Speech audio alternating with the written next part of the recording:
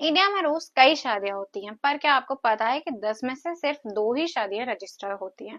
तो आइए आज जानते हैं मैरिज सर्टिफिकेट का क्या फायदे होते हैं।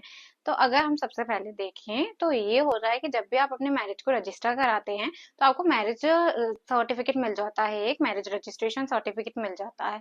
तो उसके फायदे ये होते हैं कि सबसे पहला तो आपकी मैरिज जो होती है वो सर्टिफाइड हो जाती है, मतलब लीगली ये माना जाएगा कि आप लोग जो है वो वेड लोग हैं। दूसरा देखें तो इसका फायदा ये होता है कि पेंशन एंड इंश्योरेंस जो होते हैं उसमें इसका फायदा मिलता है कि मान लीजिए आपका स्पाउस जो है उसकी डेथ हो जाती है किसी एक्सीडेंट वगैरह में, तो आप इंश्योरेंस क्लेम कर सकते हैं इसके द्वारा।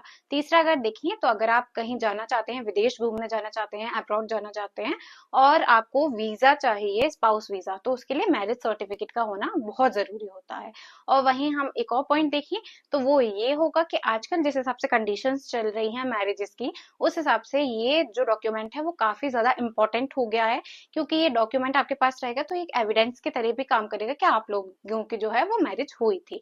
वैसे अगर हम देखें तो हिंदू मैरिज एक्ट जो है वो कंपल्सन नहीं करता कि आप मैरिज सर्टिफिकेट बनवाएं। वहीं अगर हम क्रिश्चियन मैरिज एक्ट वगैरह देखें तो उनमें कंपल्सन होता है कि आपके पास मैरिज का सर्टिफिकेट होना चाहिए। तो अब आप मुझे कमेंट में बताएंगे क्या आपके पास मैरिज का सर्टिफिकेट है भी या नहीं।